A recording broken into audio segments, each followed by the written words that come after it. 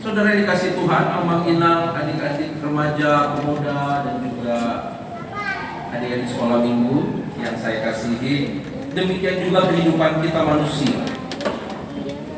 Banyak orang yang ingin menjadi kain yang paling terlihat, paling hebat, paling dihargai, paling menonjol, paling ingin didengar. Tetapi sedikit orang yang mau menjadi jahitan yang menyambungkan, yang merajut, yang merangkul, yang mempersatukan kain-kain yang terpisah tadinya, yang diam-diam menjaga keutuhan. Saudara-saudara, mungkin kalau kita baca teks kita 1 Korintus 12 ini, kita sudah pernah dengar bagaimana kehidupan jemaat Korintus waktu itu. Jemaatnya kaya, ya, kaya akan karunia, kaya akan talenta, kaya akan berkat-berkat, banyak kesempatan. Akan tetapi sayangnya saudara, mereka juga kaya akan perselisihan, kaya akan perpecahan, kaya akan kesombongan yang bisa jadi penyebab kehancuran keluarga Allah di jemaat. Nah, hari ini saudara, saya mau mengajak kita merenungkan tentang kehidupan bersama kita dengan orang-orang yang ada di sekitar kita. Dalam bacaan kita 1 Korintus 12 dijelaskan, meskipun berasal dari roh yang sama, tetapi karunia-karunia yang dimiliki orang percaya ini berbeda-beda. Beragam bentuknya.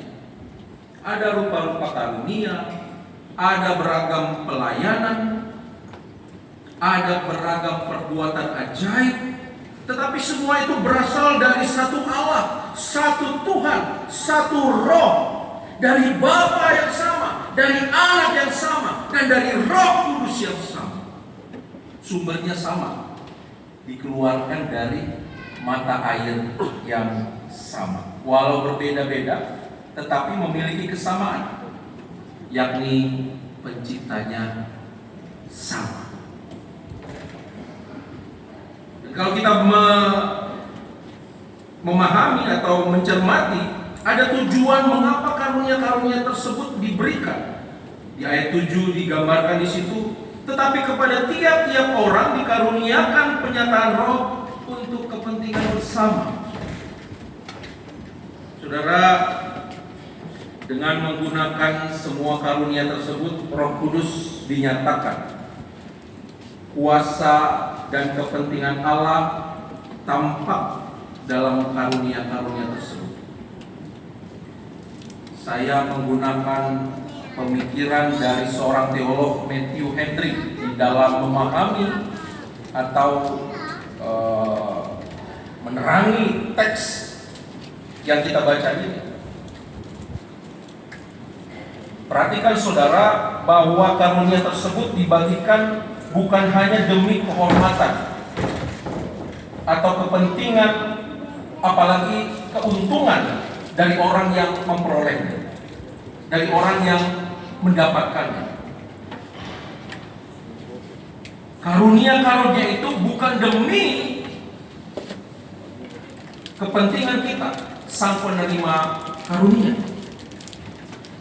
Tetapi dikatakan bahwa dengan menggunakan semua karunia tersebut, Roh Kudus dinyatakan kepada tiap-tiap orang, dikaruniakan penyataan roh untuk kepentingan bersama. Jadi bukan untuk kepentingan sang penerima karunia, melainkan untuk kepentingan roh, yakni apa? Bagi tujuan Allah yang rindu untuk membangun kesatuan, bagi kepentingan jemaat, kalau di teks itu untuk kepentingan bersama. Apa itu saudara?